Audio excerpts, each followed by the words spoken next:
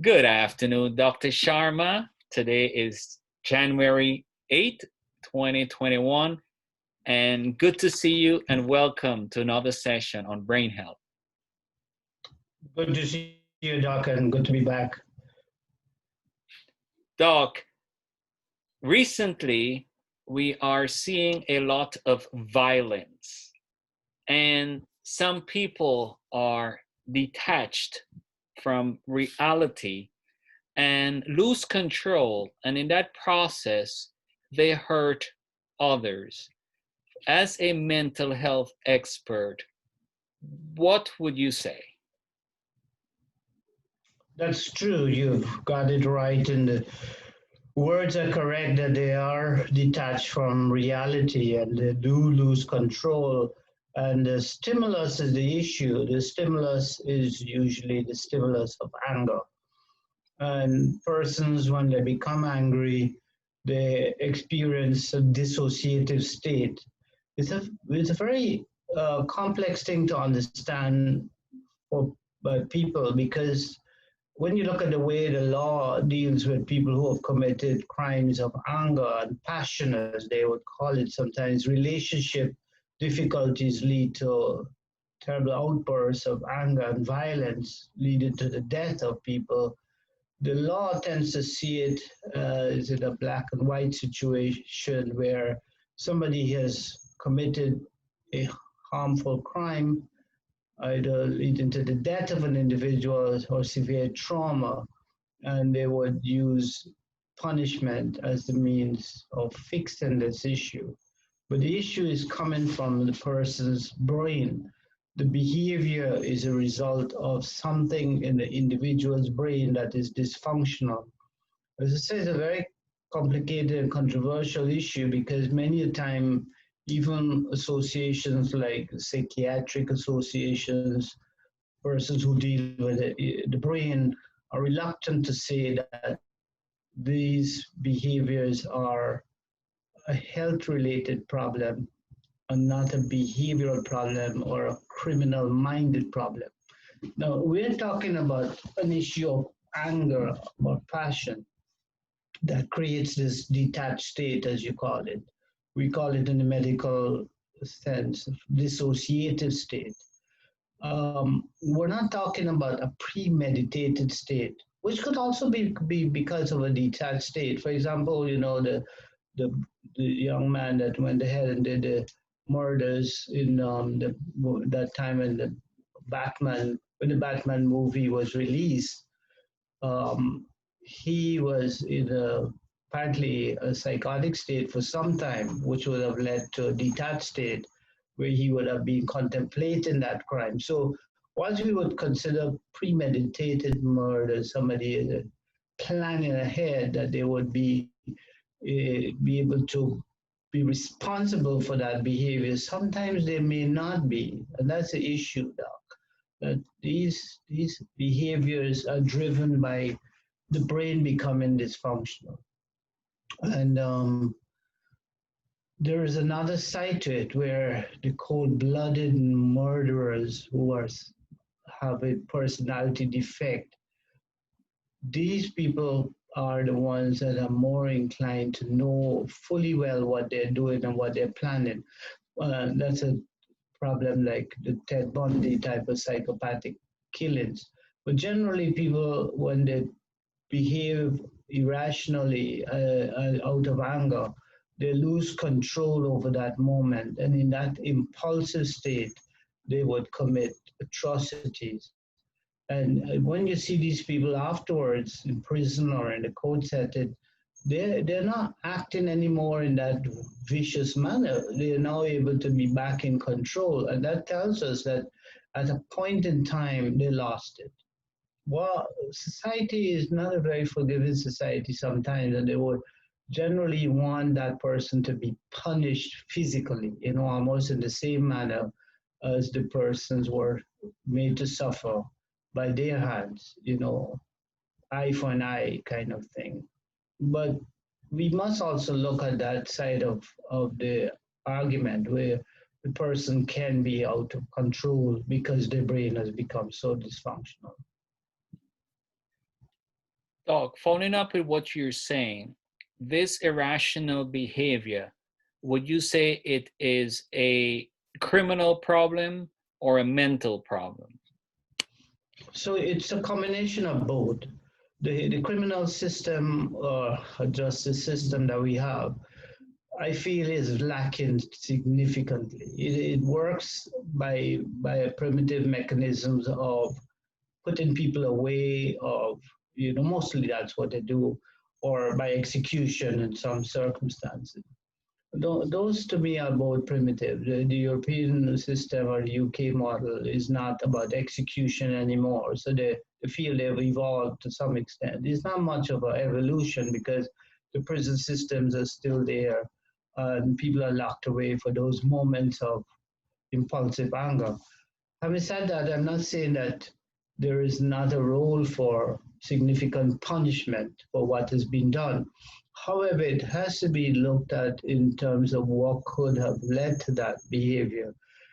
And could it be that somebody who has done that could atone for their behaviors in a way that is more humane than taking somebody and locking them up for the rest of their life. For example, somebody goes in and does a robbery and harms an individual and causes them significant amount of pain and suffering, and also significant amount of financial indebtedness for fixing that injury that they've done them.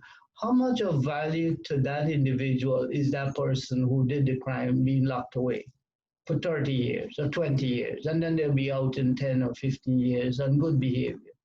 And most of these type of persons who do these crimes go back to criminal behavior because the system doesn't do much for rehabilitation of them, though they, I must say they do try in some places.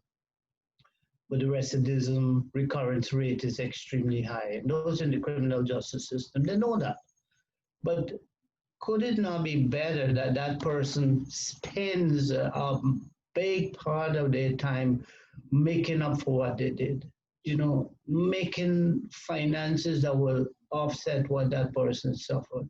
If a father is lost in a home because a criminal came in and attacked him, and he's not able to do the breadwinning of that home anymore, well, what value is it to that family? How much is the state going to give to that family? Who is really responsible for these crimes? When you look at the deep way, if a man is committing crime because he feels that robbing is his way of making money, because he has no other recourse, he has no level of academics to get a job, the society doesn't offer him a job. I'm not saying that he should turn to crime. And hopefully nobody sees that as the way I'm arguing this, but that there is a sense of responsibility that the system must also take, not only in the atonement of crime, but in the prevention of crime. Well, there are situations where crimes can be prevented.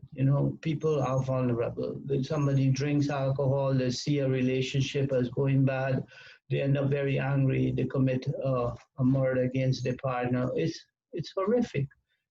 It's bad, and that person must pay for that crime. But the payment needs to be realistic. Taking them away from society when they're no longer a danger in any case, the person who they had the problem with is gone. What good is that? You end up feeding a man for 20 years. Is that the punishment you're giving him? A life of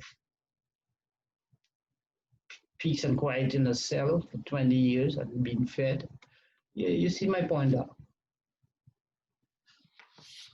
So, Doc, the final question I'll ask you is how can we prevent violence? So we kind of looked at some of the things, but it's not easy. The human mind is influenced by persons. We see violence now where persons are influenced by people who are inciting violence. So this is a very deep problem, Doc. I really think that the solution has to start with early childhood education. teaching young people to manage the emotions, teaching persons as they grow older to do better than bullying individuals, to be able to pick up people who have personality defects, to try to work to get people to stop abusive drug use and alcohol use that is causing them to change in their behavior, their personality. This is a very deep thing. You know, what we have in our system is sort of policing against individuals. Yes, you go grab people who are making these drugs and you burn them down, and then another flood of drugs come in the market. It's more expensive because the system has taken away the drugs, so it's gone up in price. You know, what kind of solution is that? Who are these policy makers that are thinking these things through? How much are we doing to really prevent these issues starting from the grassroots level? It's got to do with poverty alleviation. It's got to do with good social program. It got to do with childhood education. You have to do more in terms of emotional intelligence training and let it be the way of life. You know, let it be the new way that we can make our lives better. That's the way I see it happening. Well, Doc, thank you very much. We know there's always a disparity between the haves and the haves not in any society, but it's so important for us to make an effort to respect people, to be tolerant, and to know there's help. Uh, it's not simple, like you said, it's a very complex situation. But we thank God for you and for the way that you're able to communicate to those of us who do not have your academics and expertise. We thank you for sharing with us on this important topic of violence. Any final thoughts?